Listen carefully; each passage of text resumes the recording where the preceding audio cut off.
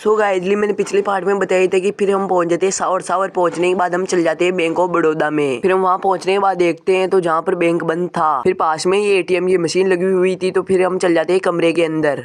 कमरे के अंदर पहुंचने के बाद हम देखते हैं जहाँ पर एंट्री की मशीन लगी हुई थी, तो हम एंट्री कराने लग जाते हैं। जो कि इस बैंक में मैं पहली बार ही आया हूँ।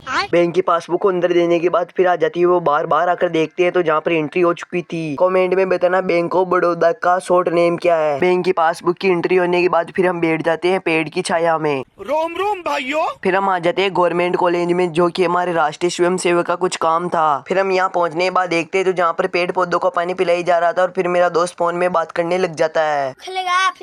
फिर हम चल जाते हैं कॉलेज के अंदर। कॉलेज के अंदर पहुँचने के बाद मैं देखता हूँ तो जहाँ पर इतना सुंदर व्यू था, क्योंकि यहाँ पर पेड़ पौधे के गमले भी लगे हुए थे। कॉलेज के अंदर जाने के बाद मैं देखता हूँ तो जहाँ पर पीछे की तरफ बहुत बड़ा ग्राउंड था। ग्राउंड को देखने के बाद फिर हम आ जाते हैं कमरे में। कमरे में पहुँचने के बाद मैं देखता हूँ तो जहाँ पर भारत माता की और केशव जी की और माधव जी की फोटो लगी हुई थी, जो कि राष्ट्रीय स्वयं सेवक संघ को पूरे 100 साल होने वाले हैं, इसलिए यहाँ पर मीटिंग रखी हुई है। फिर थोड़ी देर बाद में हो जाती है मीटिंग शुरू, तो जहाँ पर स्वयं सेवक कम थे। फिर थोड़ी देर बाद में मीटिंग पूरी होने के बाद फिर हम निकल जाते हैं घर आने के लिए। तब तक के लिए जय श्री राम। फिर मिलेंगे नेक्स्ट व्लॉग में।